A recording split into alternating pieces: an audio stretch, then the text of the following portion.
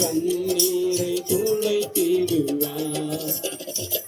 நெஞ்சமே நீ அஞ்சிடாதே, நெஞ்சமே நீ கலங்காதே, தஞ்சமே சுவண்டை அஞ்சிடாதே, நெஞ்சமே நீ அஞ்சிடாதே.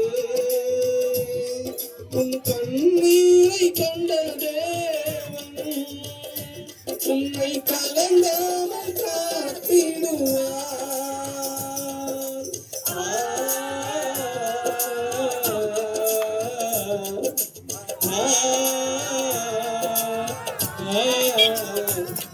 உன் கண்ணீரை கண்ட தேவன் உன்னை கலங்காமல் காத்திடுவார். கலங்காதே தீகையாரே, கலங்காதே தீகையாரே, ஏசு நானே உன் பரிகாரி, ஏழைகளின் உபகாரி அப்படின்னு ஏசப்பா சொன்னார். சொன்னவே இந்த உலகத்துல எந்த ஒரு மனிதனுக்கும் அவன் பிறக்கும் போதே அவனுடைய மரணம் எழுதப்படுகிறது. ஒரு மனிதன் பிறக்கும் பொழுதே அவனுடைய மரணம் நிச்சயிக்கப்படுகிறது.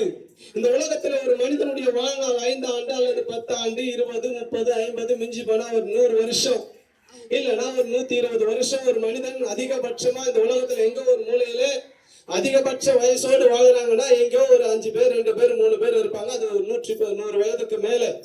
அவ்வளவுதான் மனிதனுடைய வாழ்க்கை. எனக்கு அன்பான தேவச்சனம், இந்த உலகத்திலே ஒரு மனிதன் அதற்கு பின்பு மரித்தே ஆக வேண்டும். அது மனித சாசனம். அந்த சாசனத்தில் எழுதப்பட்டிருக்கிற ஒன்றுதான், ஒரு மனிதன் மரணத்திற்கு பின்பாக அவனுடைய சடலத்தை கொண்டு போய் அவனுடைய சொந்த பந்தங்கள் ஊர் உறவுகள் எல்லாரும் கொண்டு போய் சுடுகாட்டில அல்லது கல்லறையில எங்க புதைத்து விடுவார்கள். ஆனால் அதிலிருந்து பிரிந்து போகிற மனிதனுடைய அந்த ஜீவன் ஆத்மா இருக்கிறதே, அது எங்கே போகும் என்று சொல்லி தெரியுமா? எனக்கு அன்பான தேவச்சனமே, வேதம் சொல்லுகிறது, ஒரு மனிதனுடைய ஆத்மா அவன் மரித்த பின்பு ஒன்று நரகத்திற்கு போகும் அல்லது பரலோக ராஜ்யத்திற்கு போகும், சொர்க்கத்திற்கு போகும்.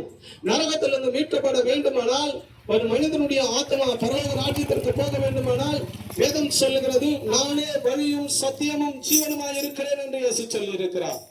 எனக்கு அன்பான தேவ ஜனமே, அந்த பரலோக ராஜ்யத்திற்கு போக வேண்டுமானால் ஒரே வழி இயேசுதான்.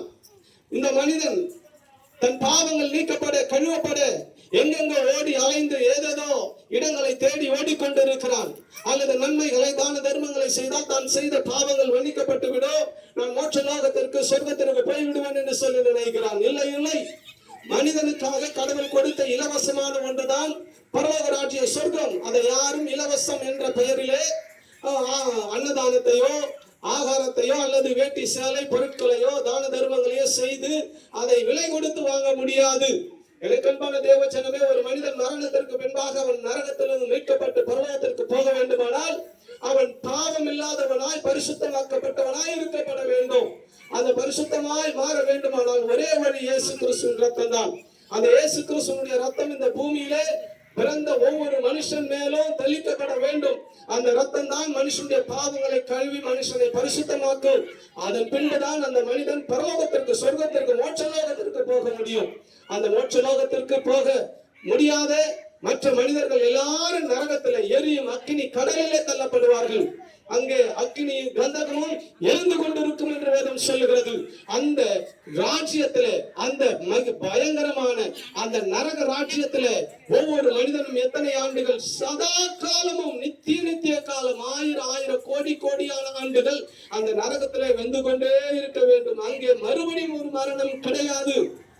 எனக்கு அன்பான தேவஜனமே, அந்த நரகத்திலிருந்து மீட்கப்படத்தான் இன்றைக்கு இந்த சாலையிலே நாங்கள் தெரு ஓரங்களிலே நின்று அந்த இயேசு கிறிஸ்துவை குறித்து பரலோகத்தை குறித்து